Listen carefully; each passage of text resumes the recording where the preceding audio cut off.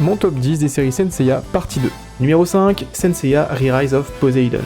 Petit dernier de la série des spin-offs, pas encore dispo en France, l'histoire démarre juste après la défaite d'Hadès, la déesse Némésis déviant un météore pour tuer les humains en punition pour avoir défié les dieux. Hadès ressuscite alors les généraux Marina de Poséidon afin que ceux-ci arrêtent Némésis avant la destruction de la Terre. Un manga ultra généreux et très proche du style de Masami Kurumada. Vous pourrez retrouver la review de tous les chapitres sortis sur ma chaîne YouTube. Numéro 4, Senseiya Next Dimension.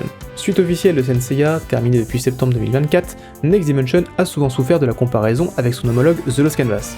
Bien que moins propre graphiquement et avec un scénario plutôt paresseux, Kurumada parvient à déjouer les pronostics et a créé une pléthore de personnages hauts en couleur qui tiennent le récit et permettent à l'œuvre de rester très qualitative et appréciable malgré un rythme de parution en dents de scie. Numéro 3, Senseiya The Lost Canvas.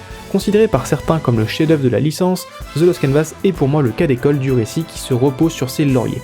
Fort de ses 9 premiers tomes extraordinaires et de ses dessins magnifiques, The Lost Canvas se perd malheureusement dans un fanservice sur les Gold qui nuit à la qualité de son récit, bloque le développement de son héros et détruit tout l'aspect tragique de l'histoire.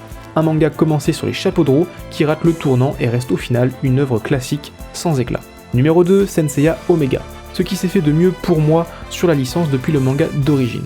Beaucoup critiqué pour son aspect esthétique et son caractère enfantin, Omega n'en reste pas moins le plus digne successeur de Senseiya, reprenant à son compte les éléments qui font que l'œuvre est le monument qu'elle est aujourd'hui, tout en reprenant avec audace de nouveaux éléments qui plairont ou non, mais qui ont le mérite d'apporter un vent de fraîcheur et de nouveauté à la licence. Une vraie pépite qui mérite que l'on dépasse ses a priori. Et le numéro 1, évidemment, le manga d'origine Senseiya, classique parmi les classiques, pilier du genre Neketsu, ayant créé une partie des codes du genre que l'on retrouve encore aujourd'hui dans des œuvres comme Bleach, Demon Slayer ou Jujutsu Kaisen.